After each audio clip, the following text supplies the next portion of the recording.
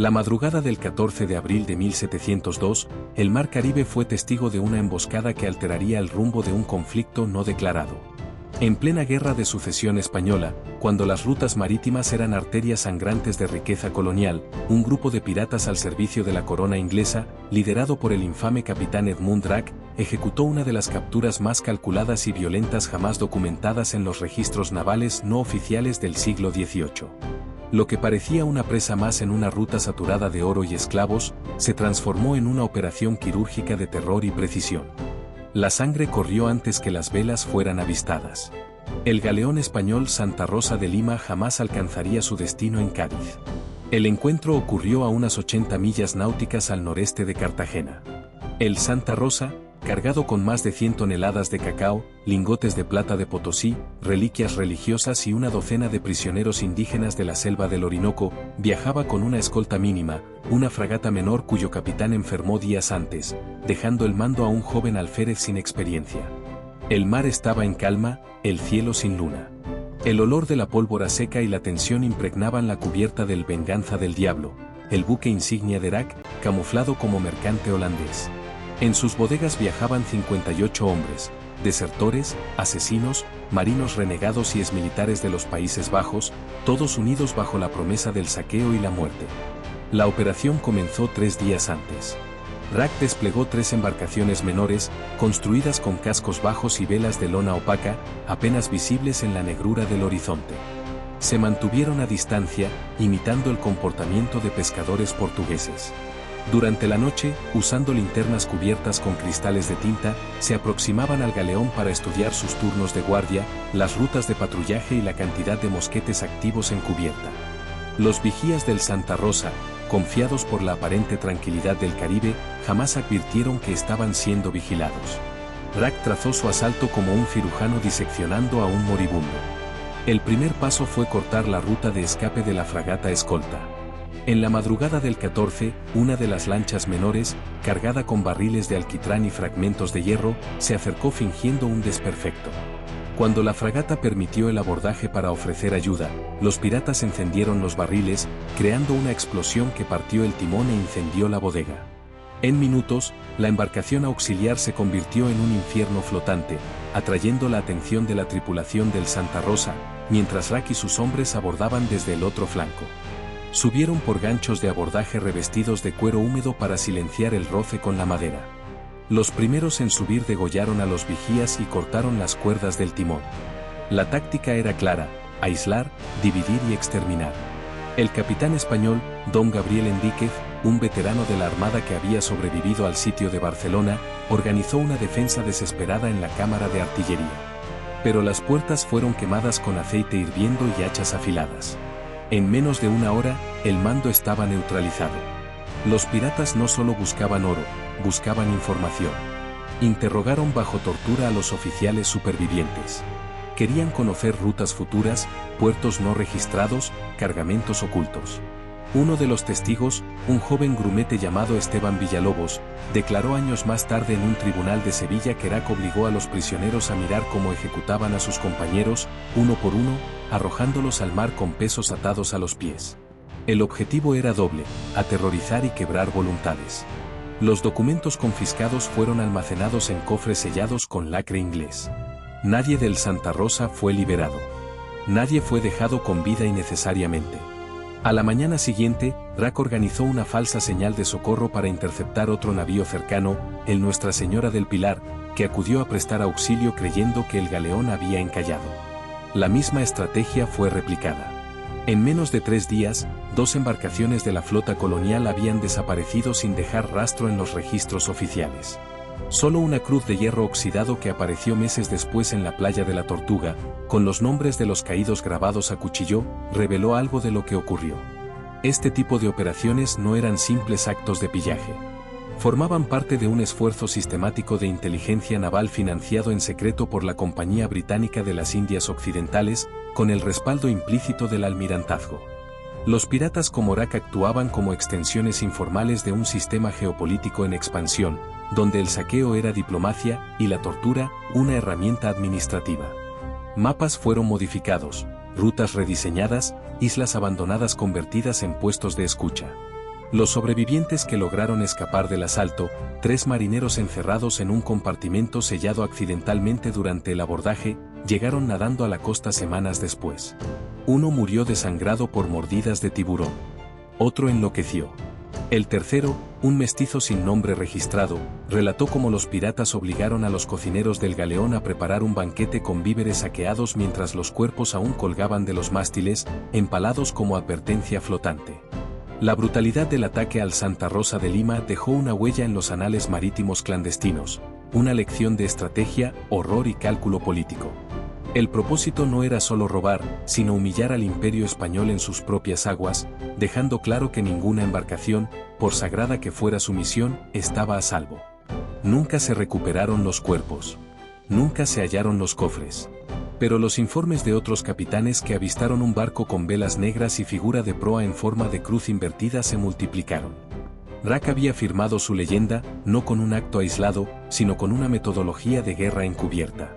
Y el mar, silencioso e inmenso, siguió guardando sus secretos. La niebla espesa y salina se enredaba entre los mástiles del galeón Santa Rosa de Lima y el Venganza del Diablo, ocultando los movimientos de los piratas mientras tejían su red mortal. La oscuridad no era solo un aliado, sino una herramienta esencial en la ejecución de su plan maestro. Los abordajes convencionales de frente y al grito de guerra quedaban atrás. Rack había innovado en la guerra naval con tácticas basadas en el sigilo y la manipulación del entorno. Antes de que el sol asomara, sus hombres ya habían colocado cargas explosivas en los mástiles y en los costados del galeón, conectadas por cordeles húmedos que detonaron a distancia, causando estruendos que confundieron a la tripulación española y destruyeron las principales piezas de artillería. El ruido, lejos de ser una señal de alerta, fue un señuelo para atraer a los oficiales y marineros a los puntos exactos donde los piratas habían tendido emboscadas. Disfrazados con ropas similares a la tripulación española y armados con cuchillos y pistolas de avancarga, descendieron por las redes desde botes escondidos en las sombras, tomando las cubiertas con rapidez y precisión quirúrgica. La confusión y el miedo se apoderaron de la tripulación del galeón. La organización militar española se desmoronaba ante la astucia de los atacantes. Rack ordenó bloquear las escotillas con trancas y cerrar las vías de comunicación entre la proa y la popa. Así aisló a los grupos de resistencia, sometiéndolos uno a uno. Los combatientes españoles, atemorizados y desorientados, intentaron resistir, pero pronto sus defensas se vieron superadas. El aire se llenó de humo y gritos, mezclados con el hedor del aceite quemado y la sal del mar. La violencia fue rápida y brutal. Los piratas no mostraron misericordia, cortando gargantas, disparando sin piedad y arrastrando a los heridos a la cubierta para ser arrojados al agua con pesadas cadenas.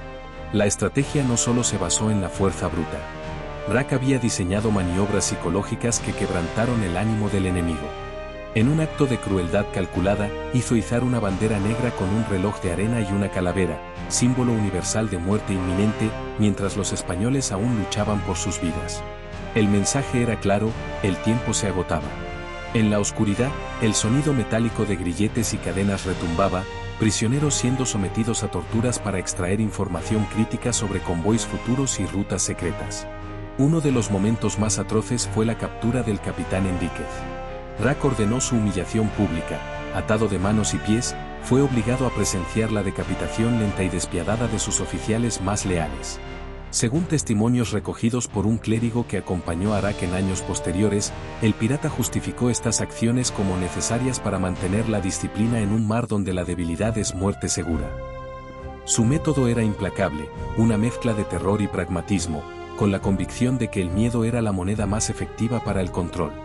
Mientras tanto, los artilleros españoles que sobrevivieron al sabotaje inicial intentaron hacer fuego con cañones menores, pero las municiones habían sido contaminadas con arena y fragmentos de metal, inservibles para la defensa.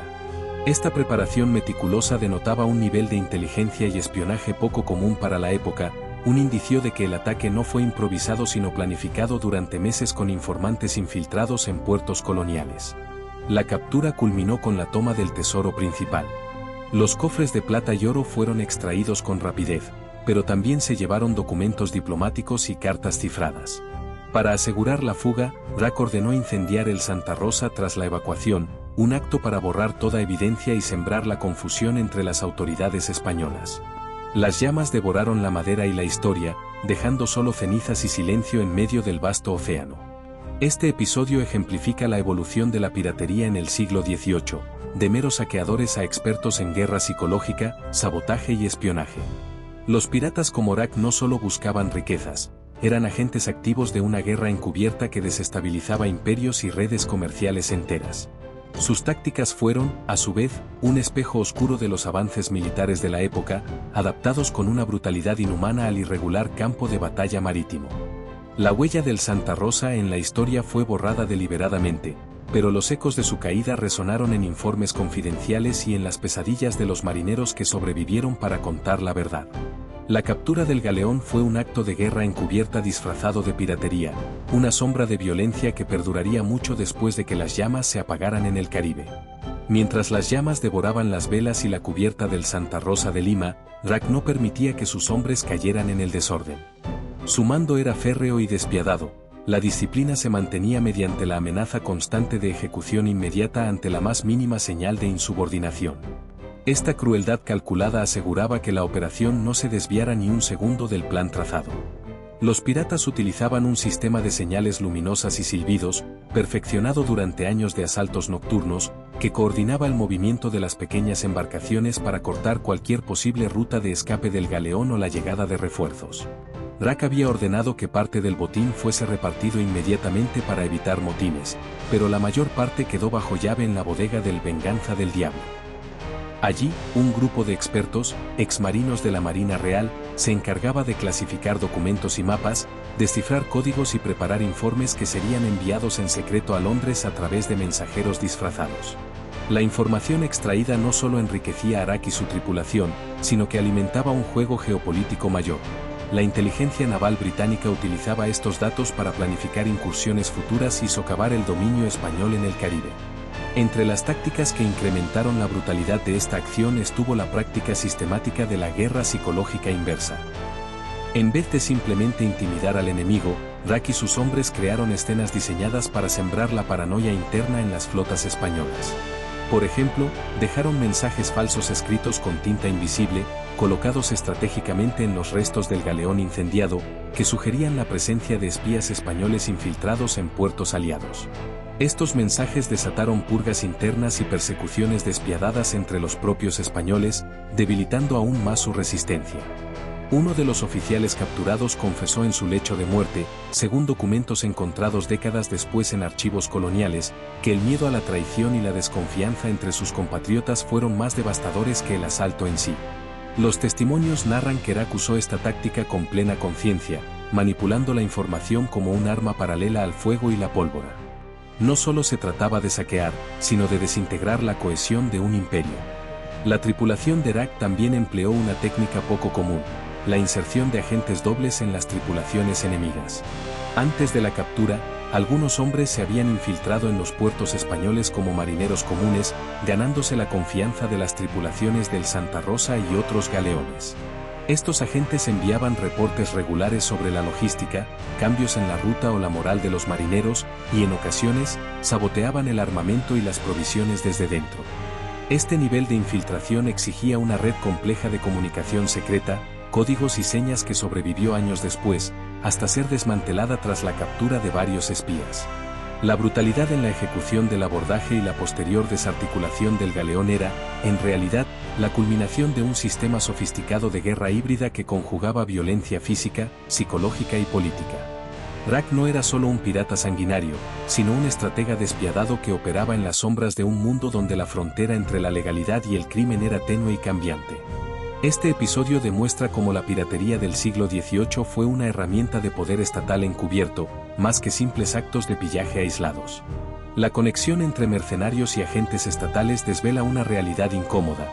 La violencia extrema y el terror eran aceptados y usados deliberadamente para moldear el destino de imperios enteros. El Santa Rosa de Lima no solo fue un galeón saqueado, sino un símbolo de la brutal sofisticación con la que se tejieron las redes de dominación colonial, donde la violencia era una forma de lenguaje y la muerte, un mensaje inscrito en las aguas mismas del Caribe. Los ecos del ataque resonaron mucho más allá del Caribe. En puertos como Port Royal, La Habana y Veracruz, la noticia de la captura del Santa Rosa de Lima desató una oleada de paranoia y temor entre las autoridades y comerciantes. Los gremios navales españoles intensificaron la vigilancia, pero los piratas, apoyados por redes de inteligencia británicas, siempre parecían estar un paso adelante.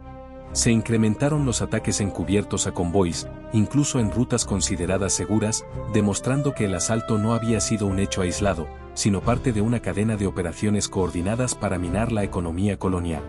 La traición también se hizo presente en las sombras. Algunos oficiales españoles, tentados por el oro y la promesa de poder, colaboraron con los piratas, entregando información a cambio de protección o beneficios económicos.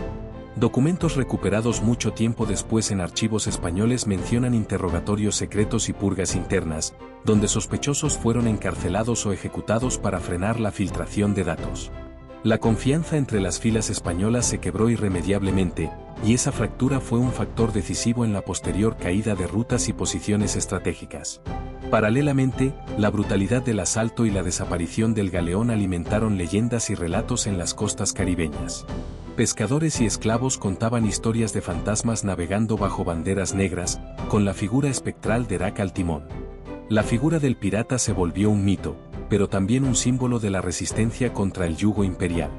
En ciertos círculos, especialmente entre los esclavos y pueblos originarios, Drac fue visto como un justiciero que desafiaba a un sistema opresor, aunque sus métodos fueran despiadados. La reacción de la corona española fue inmediata pero tardía. Se ordenaron investigaciones y se reforzaron las flotas, pero la magnitud de la red de espionaje y sabotaje era tal que las acciones no lograron desmantelar completamente las operaciones británicas. Intentos de ocultar el desastre incluyeron la censura de noticias y la eliminación de registros oficiales, mientras se culpaba a las condiciones climáticas y errores humanos por la pérdida del galeón. Sin embargo, la verdad sobrevivió en cartas privadas y testimonios clandestinos, filtrados a historiadores y diplomáticos. Incluso dentro de la tripulación de Drac surgieron tensiones. La codicia y la violencia desmedida llevaron a motines y ejecuciones internas, evidenciando que el orden impuesto por el capitán era frágil y mantenido a fuerza de terror. Algunos piratas desertaron o fueron capturados en las semanas siguientes, pero el núcleo duro continuó operando, transmitiendo el legado de una guerra sucia que marcó un antes y un después en la historia marítima. Finalmente, el impacto de la captura del Santa Rosa llegó a las cortes europeas. Cartas secretas y tratados negociados en la penumbra reflejaron la creciente importancia de la guerra naval encubierta. La disputa no era solo por oro o territorios, sino por el control absoluto de la información, las rutas y la legitimidad para ejercer violencia en alta mar. Así, un acto de piratería se transformó en un hito decisivo que redefinió las reglas no escritas del poder en el siglo XVIII. La sombra de aquel asalto oscuro y cruel persistió mucho tiempo después de que el mar calmara su superficie, dejando cicatrices invisibles en la historia de los imperios y en la memoria colectiva de quienes vivieron para contarla. La captura del Santa Rosa de Lima no fue un acto fortuito de violencia, sino el resultado calculado de intereses políticos y económicos que sobrepasaban la mera codicia pirata. La guerra encubierta entre potencias europeas del siglo XVIII utilizó la piratería como un instrumento indirecto para desestabilizar al enemigo, generar incertidumbre en sus rutas comerciales y apropiarse de recursos estratégicos sin declarar abiertamente un conflicto. Esta estrategia permitía a gobiernos como el británico evitar confrontaciones diplomáticas directas, mientras maximizaban el daño al imperio español. Los documentos secretos recuperados en archivos imperiales revelan que la Compañía Británica de las Indias Occidentales financió, armó y coordinó las acciones de piratas como Drac, convirtiéndolos en agentes no oficiales dentro de una red global de espionaje y sabotaje. La violencia extrema y la brutalidad eran vistas como medios legítimos para cumplir objetivos geopolíticos, una moral instrumental que deshumanizaba al enemigo y justificaba actos atroces como parte de la guerra total marítima. El encubrimiento oficial español fue masivo, se suprimieron informes, se censuraron las crónicas y se promovieron versiones alternativas que minimizaban la magnitud de la pérdida. Esta política de ocultamiento buscaba preservar la imagen de poder y control, pero terminó por generar desconfianza y rumores que erosionaron la moral interna de las fuerzas navales. A nivel psicológico, la pérdida del Santa Rosa simbolizó la vulnerabilidad de un imperio que, pese a su apariencia invencible, estaba fracturándose desde dentro. Desde un punto de vista sociológico, la figura de Drac y sus hombres representa la ambigüedad moral de la época, piratas convertidos en soldados de la sombra, cuyas acciones eran simultáneamente criminales y patrióticas, según el lado de la historia que se quiera contar. Esta dualidad muestra cómo la frontera entre legalidad y delito se desdibujaba en un mundo dominado por el poder y el control de recursos. Los efectos históricos fueron profundos y duraderos. La guerra marítima irregular impulsó innovaciones en tácticas navales, protocolos de seguridad y estrategias de inteligencia que marcaron el inicio de la guerra moderna en los océanos. Las huellas del asalto al Santa Rosa pueden rastrearse en documentos diplomáticos, relatos de supervivientes y mapas de rutas secretas que se mantuvieron ocultos durante siglos. Así, la captura del galeón es más que un episodio de piratería, es un reflejo brutal y oscuro de la compleja red de violencia, espionaje y poder que definió el siglo XVIII. Un capítulo documentado que revela cómo el horror y la estrategia se entrelazaron en el mar para cambiar el destino de imperios enteros. El incendio que consumió al Santa Rosa de Lima no solo borró el barco de los mapas, sino que intentó sepultar para siempre la verdad de una operación tan brutal como meticulosa. Sin embargo, los registros dispersos, las cartas furtivas y los testimonios de aquellos que sobrevivieron o participaron en el asalto han permitido reconstruir un relato que desmiente las versiones oficiales. La historia documentada revela un episodio donde la violencia extrema y la estrategia fría se combinaron para redefinir la piratería y la guerra naval en el siglo XVIII. Lo que ocurrió en aquellas aguas no fue un simple acto de pillaje, sino una demostración de cómo la guerra encubierta utilizó el terror, la inteligencia y la traición como armas para fracturar imperios. Rack y sus hombres, con métodos despiadados y una planificación obsesiva, representaron un nuevo tipo de conflicto, uno en el que los límites morales se desvanecían en favor del poder y la supervivencia. La sombra de aquella noche sigue acechando en los rincones más oscuros de la historia marítima, un recordatorio de que la violencia no es solo un hecho aislado sino parte de un entramado complejo que mueve las piezas del poder global. La captura del Santa Rosa de Lima fue un acto real, documentado y determinante, que marcó el fin de una era de inocencia en la navegación colonial y el comienzo de un juego más cruel y sofisticado en los mares del mundo. Al mirar el océano hoy, es imposible no sentir el peso de esa historia, una historia donde el horror y la estrategia convergieron para cambiar el curso de los imperios y dejar una huella indeleble en la memoria colectiva de la humanidad. ¿Prefieres este tipo de contenido o algo más largo y detallado? Te leo en los comentarios.